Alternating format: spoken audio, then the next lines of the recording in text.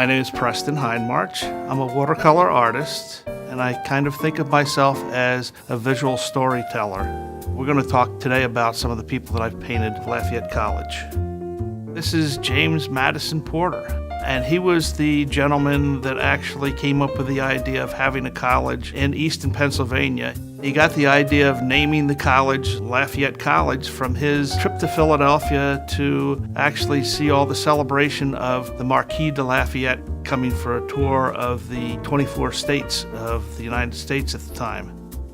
On the right is a picture of Chippies Tavern, where Mr. Porter gathered with other important people in Easton to come up with the idea of having a college in Easton. Aaron Hoff was in the inaugural class. He was the first African American that went to Lafayette, and this was in 1832. Part of his duties was to bugle the students to class in the morning, so he was their official wake-up clock. And in the picture, I've depicted a building that was the first Lafayette College, and it was a farmhouse on Southside Easton by the Lehigh River. This is James Henry Coffin. He actually was the godfather of our weather forecasting today because of his studies of wind technology. On the left is a cover of a book that he authored for the Smithsonian Institute. And in the bottom shows him with some members of his class. Francis March was the first professor of English language in the United States and probably in Europe too. He was so important to the college that they have an elementary school that they named after him very close to Lafayette College, called the March School.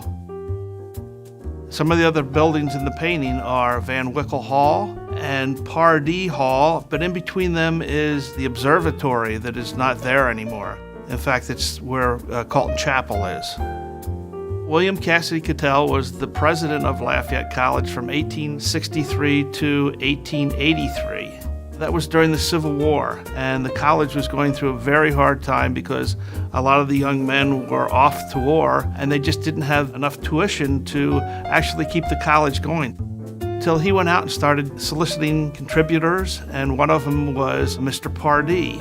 And Mr. Pardee gave the college $20,000 at the time, and that was a lot of money. And that's what basically saved the college. And at the bottom of the picture is a building they named after Pardee, so that's Pardee Hall.